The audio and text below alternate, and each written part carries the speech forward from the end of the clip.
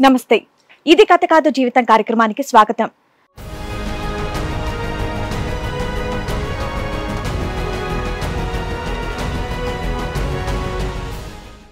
చెప్పండి, ఇక్కడ వరకు రావాల్సినటువంటి కారణం ఏంటి? మా భార్య అనేది చెప్పా చేయకుండా వేరే వాళ్ళతోటి వెళ్ళిపోయింది. ఇద్దరు పిల్లలు చెప్పా చేయకుండా వెళ్ళిపోయింది.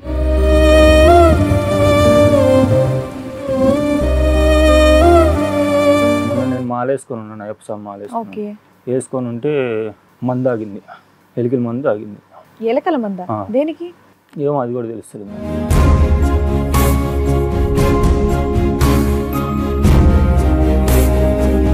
కారణం తెలియకుండా అంత ధైర్యంగా ఎలా వెళ్ళావు నాన్న మరుసటి రోజు? నువ్వు ఏదో కారణం ఉండాలి కదా. 13 సంవత్సరాల పాటు ఇటువంటి ప్రయత్నం చేయనటువంటి ఆడపిల్ల నువ్వు ఊర్లో లేనప్పుడు ఇంకోసారి చేస్తే? వేరే వాళ్ళతోటి ఇష్టపడి ఉన్నదని చెప్పానని తర్వాత తెలిసింది.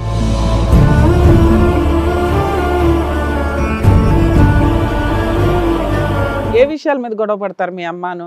ఈమె ఫోన్ మాట్లాడుతుందని చెప్పానని. ఎవరితో ఎవరితో మాట్లాడుతుందో చెప్పదు.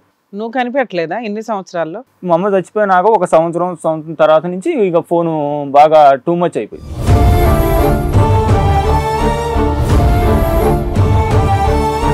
వాళ్ళ ఎవరో మా కాడనే పని చేస్తాడంట. 8 సంవత్సరాల కిందట చూసిన ఆ పిల్లోడిని.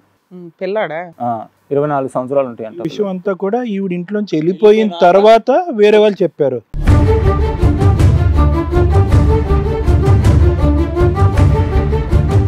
పోలీస్ స్టేషన్కి తీసుకొస్తే పోలీస్ స్టేషన్లో కూడా అంత పిచ్చి పిచ్చికి చేస్తుంది. అంటే ఏంటి అసలు పిచ్చిగా అంటే ఏంటో చెప్తే మాకు అవి డ్రామానా రియల్గా ఏమైనా ప్రాబ్లం ఉందా చెప్పగలుగుతాం. మన మెదడుది సంబంధించిన డాక్టర్ కాడికి పోయి చెక్ చేపియండి, కౌన్సిలింగ్ ఇస్తాం, మేము గోళీలు వాడాలి, కొద్దిగా ఆమంతా ఎట్లెట్లో చేస్తుంది. ఇద్దరిని తీసుకొచ్చారా పోలీస్ స్టేషన్కి? ఇద్దరిని. ఏమంది అక్కడికి వచ్చినాక? అబ్బాయి ఏమంటున్నాడు, ఆవిడ ఏమంటారు? నేను పెళ్లి చేసుకుంటాను.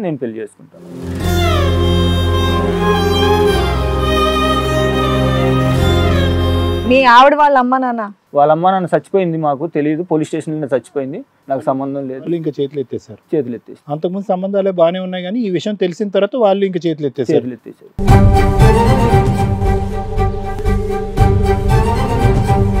అమ్మాయిని బతిలాడావా? పిల్లలు ఉన్నారు, నేనున్నాను, జీవితం ఎట్లా అయిపోయింది ఏంది అంటే ఆమె చేసే పనులకి నాకే పిచ్చి పట్టేసింది. అటువంటి క్యారెక్టర్ అసాసినేటెడ్ అయినటువంటి ఆడపిల్లని మళ్ళీ మీ ఇంట్లో నీ కళ్ళెదురుకుంటా తిరుగుతూ ఉంటే నువ్వు యాక్సెప్ట్ చేయగలవా? చెయ్యాలి కదా సార్, ఎట్లయినా పిల్లల కోసం. అంటే ఇన్ని రోజులు ఒక్క ఫోన్ కూడా చేయలేదా? పిల్లలు ఏం చేస్తున్నారు ఏం లేదు. ఇంత కఠినంగా ఎలా మారిపోతారు రా బాబు?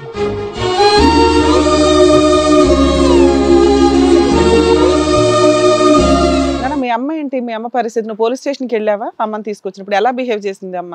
కొంచెం పిచ్చి పట్టినట్టుగా బిహేవ్ చేసింది. మీరు మిమ్మల్ని కావాలని అడుగుతుందా? ఏం లేదు.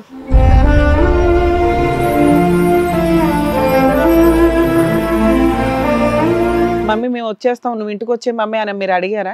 ఎందుకని? మీ నాన్న వద్దన్నాడా? మాట్లాడని అట్లా.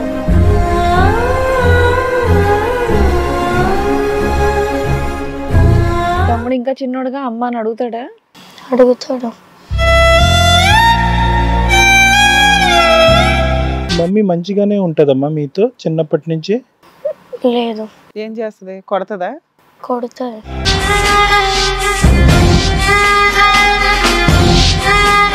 కాదు నాన్న, పోలీస్ స్టేషన్లో అమ్మ రా అమ్మ ఇంటికి వెళ్దామని అడిగావా నువ్వు? చెయ్యి పెట్టని అట్లేదు, అసలు ముట్టుకొనివ్వట్లేదు, మాట్లాడనివ్వట్లేదు, ఏమీ చేయట్లేదు, పిచ్చిగా ప్రవర్తిస్తుంది. భయం వేస్తుందా అమ్మని అలా చూసి నీకు?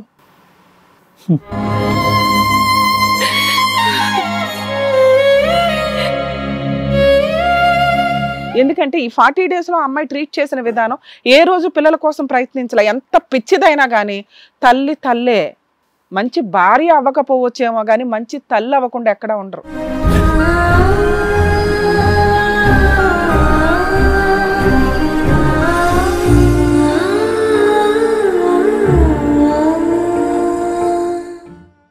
ఇది కథ కాదు జీవితం ప్రోగ్రామ్ అందరికంటే ఒక రోజు ముందుగా మీరు చూడాలి అనుకుంటే వెంటనే డౌన్లోడ్ చేయండి హిట్ టీవీ యాప్. ఇందులో మీరు నచ్చే మెచ్చే కంటెంట్ సిద్ధంగా ఉంది. మరి ఇంకెందుకు ఆలస్యం, వెంటనే డౌన్లోడ్ చేసుకోండి హిట్ టీవీ యాప్.